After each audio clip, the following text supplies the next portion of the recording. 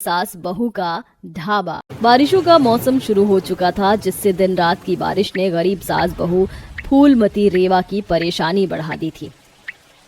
लगता है इंद्र भगवान धरती पर सैलाब लाकर मानेंगे। रात भर से बरखा बरस रही है, पूरी रात पानी साफ करने में गुजर गई। हम कर भी क्या सकते हैं माँ जी, ये दुख मुसीबत तो हर साल ही मानसून के मौसम में झेलनी पड़ती है। ये कहते हुए गरीब बहू रेवा के चेहरे पर गरीबी की व्यथा झलक रही थी। उमेश बड़ी लाचारी से अपनी टपकती घर की छत को देखे जा रहा था। उसके दोनों बच्चे कोने में हाथ पैर सिकोड़े बैठे बैठे नींद के मारे ऊँघ रहे थे, और सास बहू का तो रात भर पानी साफ कर करके बुरा हाल था। ये सब देखकर उसे बहुत बुरा लगता है। रेवा, मैं खेत को जा रहा हूँ। जमींदार के खेत में धान की बुआई होनी है आज। अजी, लेकिन इतनी मूसलाधार बारिश हो रही है, 2 दिन से सारे खेत तो पानी में डूब गए हैं। घर रुक जाओ आज। अगर मैं घर पर रुक गया तो चूल्हा कैसे जलेगा रेवा? मुझे जाने दो। बड़ा दुख लगता है दिल में जब मेरे कमाते हुए भी मेरे परिवार का ऐसे दिन दशा है। ना तो आज तक मैं घर पक्का करवा पाया, ना ही तुम सबका ठीक ढंग से पेट भरवा पाता हूँ। ऐसा कहते कहते बेबसी से उमेश की आंखों से झरझर आंसू बहने लगे। मौसम की मार और परिवार के गरीब रह जाने का कष्ट केवल वही समझ सकता है जो ऐसे हालातों से होकर गया हो। खास करके मॉनसून का मौसम हर साल लाखों गरीबों के दुखों को बढ़ाता है, जो या तो जमींदारों के यहाँ खेतीबाड़ी करने पर निर्भर होते हैं, या मलबा ढोकर, या ज्यादा से ज्यादा ईंट भट्टे पर काम करके परिवार का दाना पानी मुश्किल से चलाते हैं। उमेश के भी हालात ऐसे ही हैं। उसके हाथों में खेतीबाड़ी का अच्छा गुण ज्ञान तो है, लेकिन जमीन नहीं है। अरे उमेश, ऐसे सारा दिन भूखे खेतों में कैसे खटकेगा? बहू, एक काम कर, रात का बासी रोटी तरकारी ही बांध कर दे दे इसे। जी माँ जी। उमेश खाना लेके खेत पर आता है, तभी जमींदार ताव में बोलता है। लो भैया, आ गए सेठ जी। कहो तो कुछ सेवा पानी करूं? हाँ, क्यों नहीं? इतनी देर से क्यों आया है? तुझे कल बोला भी था आज धान की बुआई करनी है। बहुत जोर की बारिश हो रही थी जमींदार जी, इसलिए देरी हो गई। चल चल, लग जा आप काम पर। उमेश बारिश में भीगता हुआ धान रोपने लगता है। इधर जमींदार चटोरेपन से उसके खाने के डिब्बे को देखे जा रहा था। खुशबू तो बड़ी अच्छी आ रही है इसके डिब्बे में से। मेरी तो जीभ लपलपा रही है, खा लेता हूँ। अरे ओ उमेश, क्या दिया है तेरी जोरू ने? अरबी के पत्तों की सब्जी रोटी है मालिक। गरीब आदमी हूँ, मेरे भाग्य में पालक पनीर खाना थोड़े ना है। जमींदार झट से डिब्बा खोलता है और एक बड़ा सा निवाला बनाकर मुंह में ठूंस लेता है। आहा, लग ही नहीं रहा कि घुइयां के पत्तों की सब्जी इतनी फर्स्ट क्लास बन सकती है।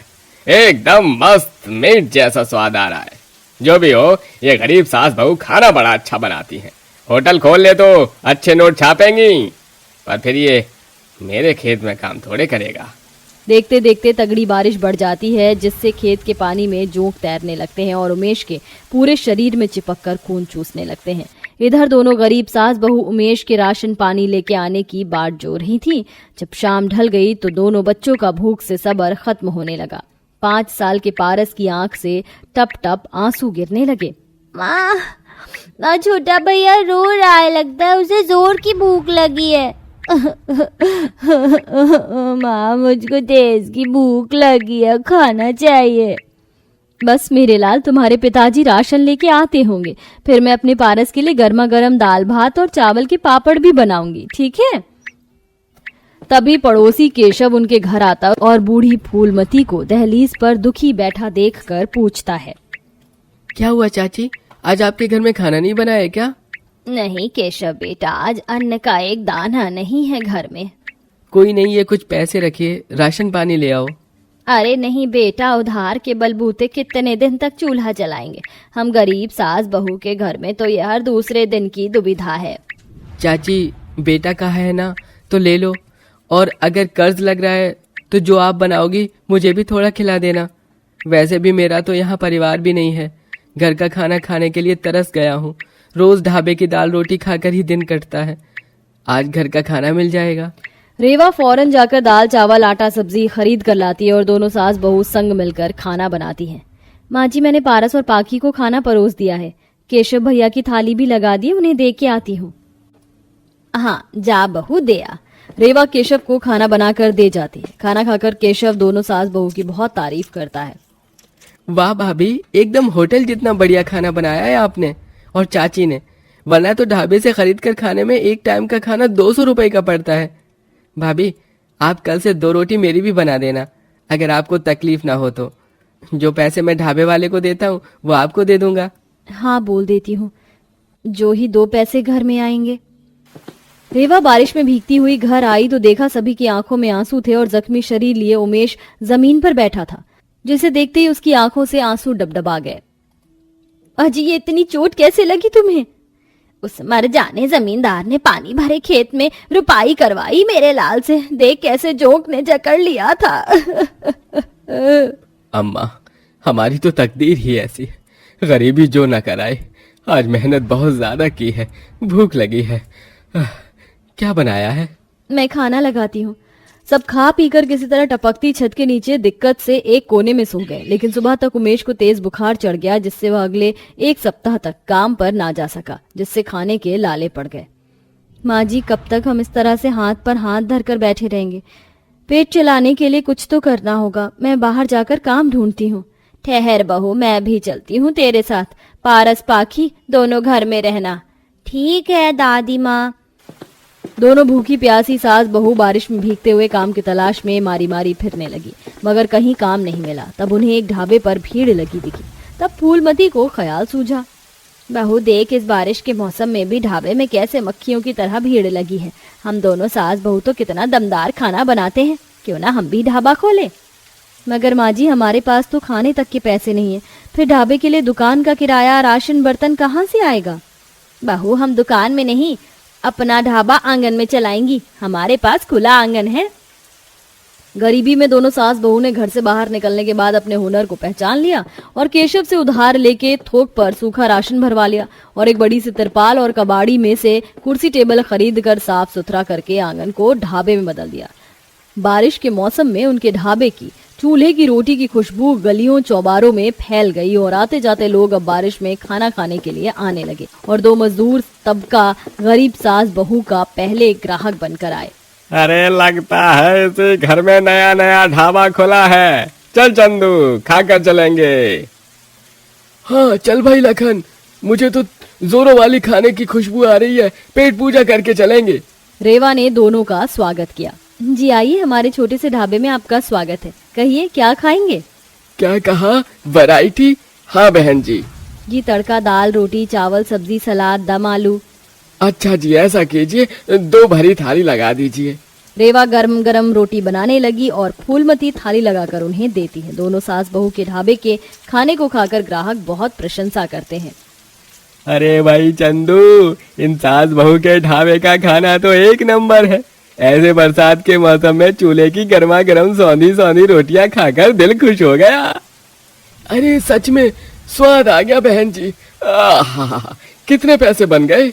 जी, एक थाली 50 रुपए की है, 2 थाली के 100 रुपए हैं। इतना सस्ता दाम सुनकर दोनों मजदूरों का चेहरा खिल उठा। वाह, ये तो सोने पर सुहागा हो गया भाई। स्वाद में भी दम और दाम भी कम। अब तो हम इसी ढाबे पे खाएंगे रोज। दोनों मजदूरों ने जाकर और मजदूर को गरीब सास बहू के ढाबे के बारे में बताया, जिससे हर रोज के साथ खाने वाले लोग बढ़ने लगे। लेकिन बरसात में कई बार दोनों गरीब सास बहू को ढाबा चलाने में परेशानी झेलनी पड़ती। कभी तूफान के चलते चूल्हा भीग जाता तो कभी लकड़ी नहीं जलती, लेकिन फिर भी ढाबे में आने वाले लोग धीरज से इंतजार करते रहे। कोई चिक नहीं करता, क्योंकि एक बार जिसके मुंह पर उनके ढाबे का स्वाद लग जाता वो वहीं आता था। और एक दिन गरीब सास बहू की आंगन ढाबे में एक बड़ी हस्ती खाना खाने आई, जो थे मधुश्री और जगपाल। सुनिए, क्या आप ही वो दोनों सास बहू हैं जिसके ढाबे का खाना बड़ा फेमस है? जी हाँ, आइए बैठिए, आपका स्वागत है। ऐसा करो, 2 थाली लगा कर ले आओ, पर याद रखना अगर खाने का स्वाद अच्छा नहीं हुआ तो हम पैसा नहीं देंगे। जी बिल्कुल मत दीजिएगा, मैं लाती हूँ। रेवा दोनों के लिए थाली बनाने लगती है। उन गरीब सास बहू का ढाबा अपने बेहतर स्वाद के चलते 2 महीने के भीतर ही चल पड़ा था, जिससे दाल रोटी चावल से स्टार्ट किया हुआ उनका ढाबा अब कई तरह की वैरायटी से भरा हुआ था, जैसे कि पालक पनीर, दाल मखनी, शाही पनीर, तंदूरी रोटी, मसाला, भिंडी, कई किस्म का खाना लगाकर रेवा उन्हें परोसती है। थाली देखने में बहुत आकर्षक और लजीज लग रही थी और खाना खाकर दोनों ने खूब बड़ाई की। आहा, सचमुच तुम्हारे ढाबे का खाना फर्स्ट क्लास है, कोई मिलावट नहीं इसमें। दरअसल हम फूड चेकिंग की तरफ से आए थे जांच करने। आपके खाने में बहुत ही अच्छा जायका है, इसलिए हम आपको बेस्ट ढाबा का परमिट देते हैं कि और 1 लाख रुपए की रकम भी। उस दिन जैसे दोनों सास बहू को उनकी मेहनत का फल मिल गया था। दोनों ने खुशी से रकम स्वीकार किया और अब उस जगह में पक्का ढाबा बनवा लिया, जिसमें कि अब बारिश के मौसम में किसी को तिरपाल के अंदर नहीं बैठना पड़ता, बल्कि सब बरसात के मौसम में आराम से इंटीरियर वाले छत के नीचे बैठकर सुविधा से खा पाते थे। और अब सास बहू के हालात भी पटरी पर आ चुके थे। अगला पार्ट देखने के लिए अभी सब्सक्राइब करें हमारे चैनल दुनिया कहानी की को। और अगर आपने अभी तक पार्ट 1 नहीं देखा है तो डिस्क्रिप्शन में लिंक है, वहां से देख सकते हैं। मिलते हैं अगला पार्ट में।